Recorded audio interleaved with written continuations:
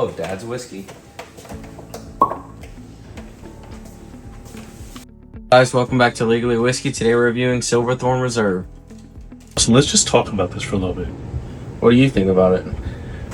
Well, first let's talk about the nose. What would you rate the nose out of 10? Honestly, I'd give it probably a 9. It's a really, really good nose. So I'm with you on that. Now that we kind of let this sit in the glen and breathe. Right.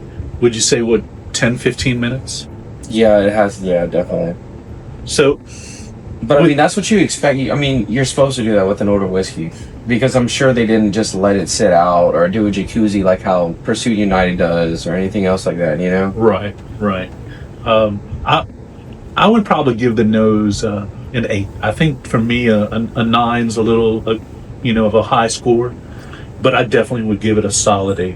But do you like whiskeys more on the oakier side or more on the brighter side? So I'm spoiled. So what does that mean? So true. Good question. I do like oakier whiskeys. I do like something that demonstrates age, something that's well composed. I think this nose is really, really good. Yes. I think that might be the star of the show, though. You think so? No, the nose does transition to the palate, though, so.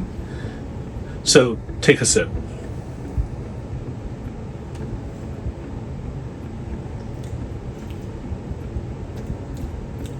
I think this is so much better. This is definitely worth MSRP. So let's talk MSRP. MSRP is $140. Last I looked on the website, it was still available. So this is not something that people can't grab and get. Also, when we look at initial front palate, what would you say that you think is the takeaway on the front palate? It's just a really well composed bourbon, honestly. You just get that nice wood that you would expect from an older aged whiskey. I'm getting a little bit of a cherry note off of it. Not too much, especially not on the front palate, but towards the back, you definitely hit you. So these are being released as single barrels, right? Right. So would you say that it's definitely a single barrel worthy type of... Oh, yeah, I would 100% definitely say that. And I would be willing to... I am curious about the other 3 barrels that they're supposed to be releasing as well, because I know it's supposed to be like a 5-barrel release or something like that. That's correct. And the history has not really been fully developed of where this distillate was derived from, but from what I understand is it is something that was distilled originally in Georgia. Okay. And then traveled to Kentucky. Okay. And then, of course, this brand is relatively new. Yeah, I've never heard of it. Right, and that's kind of intriguing for me, is for a brand to have this aged whiskey. Obviously, and especially coming out of Georgia, because is there any places in Georgia that, I know there's 13 colonies, but but they're an NDP. So obviously this would have to be to have an NDP to have 13-year whiskey, and be a brand new brand.